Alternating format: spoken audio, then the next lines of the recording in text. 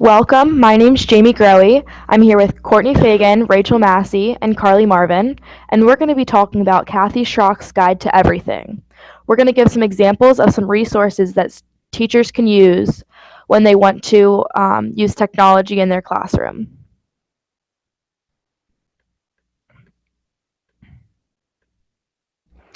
My first resource is called Twitter for Teachers. Twitter is a great source of professional development and collaboration to add to your personal learning network. Some uses of Twitter is that it collates classroom views. Teachers can tweet questions or discussion topics, and students can tweet back their responses. Teachers can tweet the lesson, and parents can follow them and stay up to date on what their students are learning. Teachers can instruct their students to write an introduction to a story, which is 140 characters, and other students can tweet back their additions to the story. Teachers can also post Twitter polls and have their students answer back. Teachers can have their students tweet them what they learned during a lesson or what they found difficult at this time. Some important rules to remember for the teachers and for the students is that teachers should approve students' tweets prior to tweeting. Students should not be tweeting anything inappropriate or anything that would not be educational. Teachers should not share students' names in tweets. There should be no photos posted where students are recognizable. Both students and teachers should protect their identity.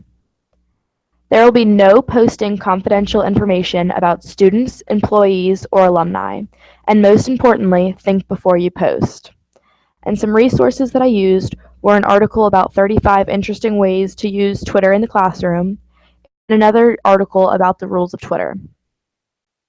Another resource that teachers can use is BYOD. This stands for Bring Your Own Device. With the generations becoming more and more technology savvy, BYOD transforms the classroom by creating new opportunities for learning. Students can bring in any technological device that will make learning much easier and less costly for the schools. Some benefits to BYOD is that it's very cost effective. It is very expensive for schools to replace computers and update computer labs. This way, students will bring in what they use at home, and it will be their personal preference. Education will be more interactive. Students can use digital books or create podcasts, and they will always receive immediate feedback on their work. Portable devices make learning a part of the student's life. BYOD bridges the gap between home and school and literally forces students to take these assignments home and be able to work with these things at home. Engaged learners are better learners. Students love to work on their laptop, cell phone, iPad, etc. When they are allowed to use these in the classroom, they are much more likely to be engaged and excited within the lesson. Some additional benefits are that it encourages collaboration. Students become so interested and excited to learn that they become creative and innovative in the classroom. Students learn to use the device in productive ways. Students learn that their device can be used for more than just texting or games and will learn how to use it in educational ways. This will prepare students for the real world. Because technology is becoming the norm in the workplace, students will be prepared for when they are older. And the resources that I used was another article called Bring Your Own Device, Why is it a good idea? And the BYOD debate. Now we have Courtney Fagan with some of her resources. Okay. And here she is. Hi, my name is Courtney Fagan, and today I'm going to be talking to you about some of these tools that I researched. The first tool is digital storytelling. What is digital storytelling? It is a digital way for students to tell a story by using images, voice narration, music, and sometimes motion. It focuses on a specific topic and contains a particular point of view. Digital storytelling incorporates storyboarding, writing, a script, revision, and production. It allows you to create a video project that can be shared in many forms and also encourages exploration of an idea with technology.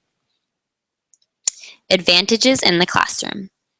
It is a way for teachers to integrate the use of technology into writing curriculum. It provides an engaging way for students to be able to learn the lesson being taught. Teachers are able to open their students to a vast world of knowledge and possibilities. Students share stories at any time and any place. It encourages collaborative learning because students problem solve and bounce their ideas off one another.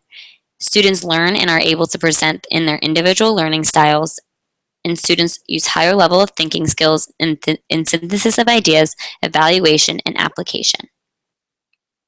Uses in the classroom. Digital storytelling can help you explain topics like math, to explain concept, science to show how an experiment works, history to take an alternative perspective of historical figure. This is a diagram of why to teach digital storytelling. It kind of combines reflection, student engagement, technology, and integration, and project-based learning all into one website. Here are my resources. The next tool I was talking about is sketchnoting. What is sketchnoting? Sketchnoting is a visual note-taking with purpose. Sketchnotes are notes taken online using the FlipLink app during presentation or panels that combine doodles and diagrams and text and topography to capture ideas visually. Advantages of sketchnoting in the classroom. Sketchnoting keeps students alert and attentive. It helps students to be able to better recall information. There are many visual features, for example, number lines and shapes that can help a student learn a lesson. It engages students' whole mind. Sketchnoting creates a visual map, and it keeps students engaged because they can make their own notes instead of teachers just handing notes to them. Here is a picture of a student using sketchnotes to take notes about Africa, which was the topic they were learning. And here's another way to use sketchnotes in mathematical thinking. For example, you can use number lines, shapes, figures, all that cool stuff. And here are my references. Now, next we are going to go back, to Rachel.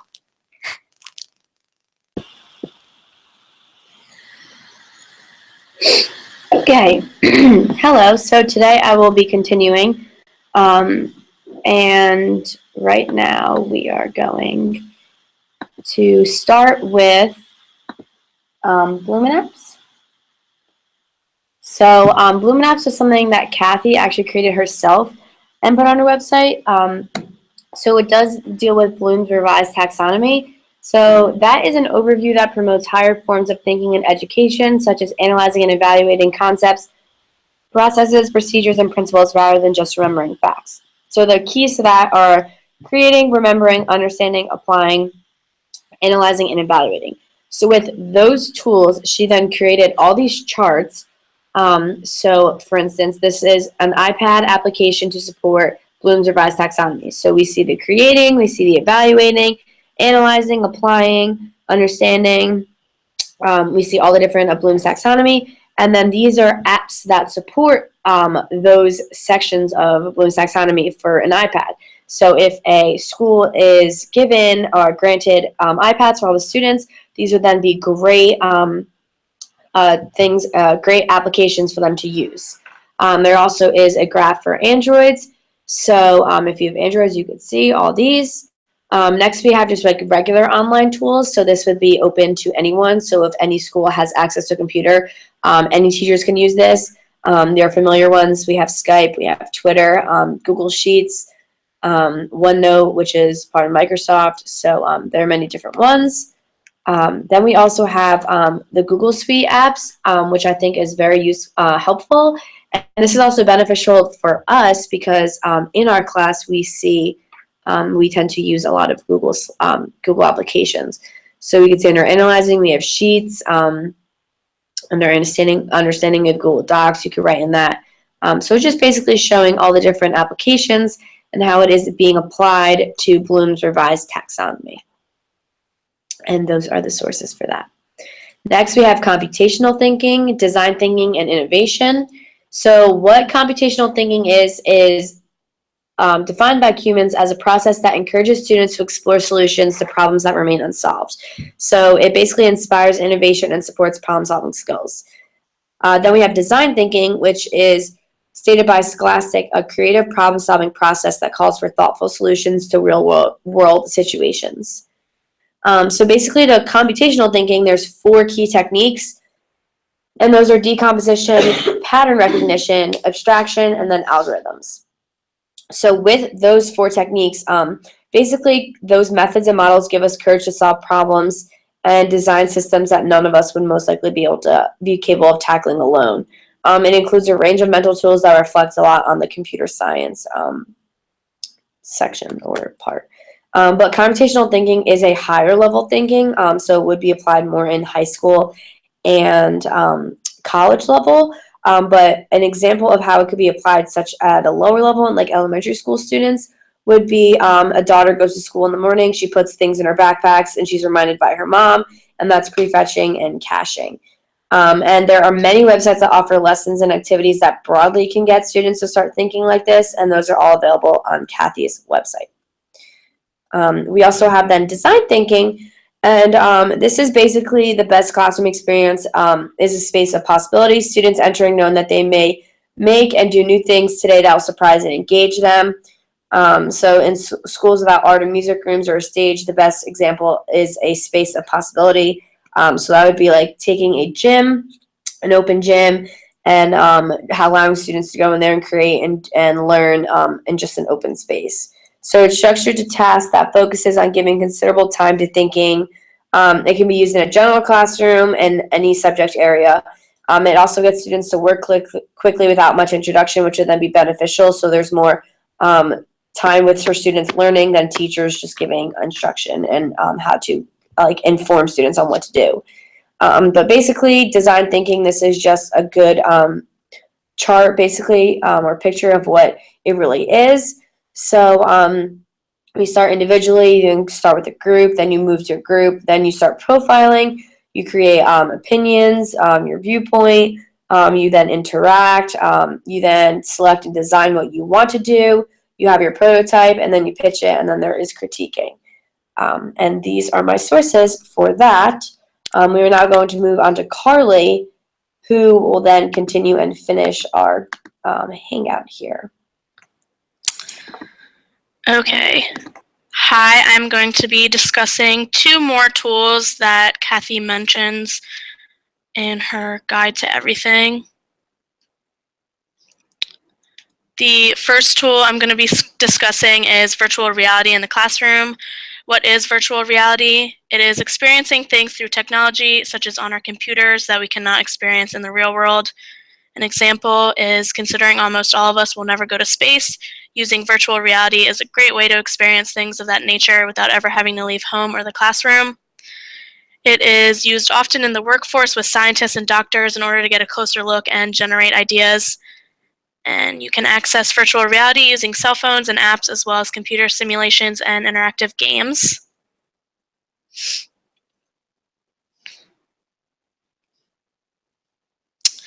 There are 5 things that essentially make up virtual reality. 1, it has to be believable. Does it feel real, or are you aware of the fact that it is an illusion? 2, it's interactive. So virtual reality allows you to move around, and whatever it is you are looking at moves around as well, following your motions. 3, is it computer generated, a fast reacting computer with 3D features in order to make the virtual reality believable.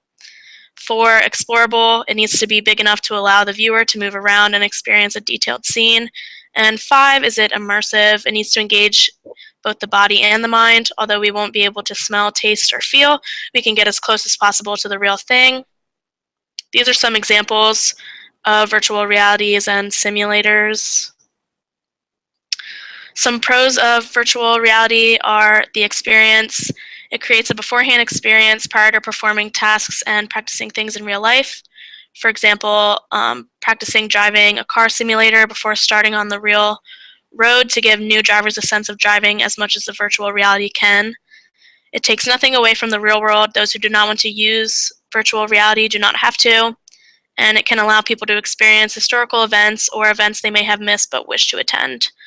Some cons, it could turn too many things into a virtual reality. People may be so caught up in alternative worlds that they may neglect the real world. The next tool is Video of the Month. Finding a video that is either informative, creates discussion, or simply fun for the class.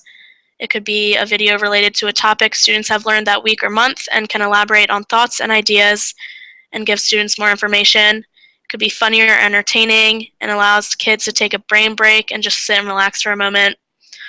Or it could be a news/current events video that may spark controversy and can be discussed within the classroom to share opinions and gain different perspectives.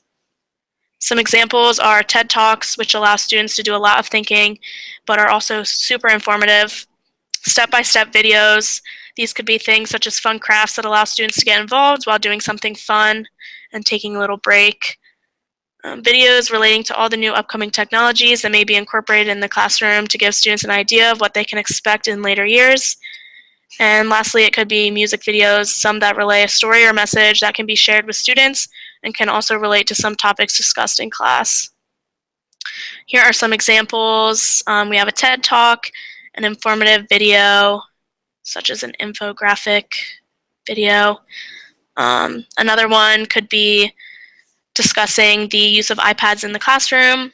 And lastly, a music video, which is a digital story with a message. And here are my references. So thank you for watching. Those are some tools that Kathy Schrock mentions in her guide to everything.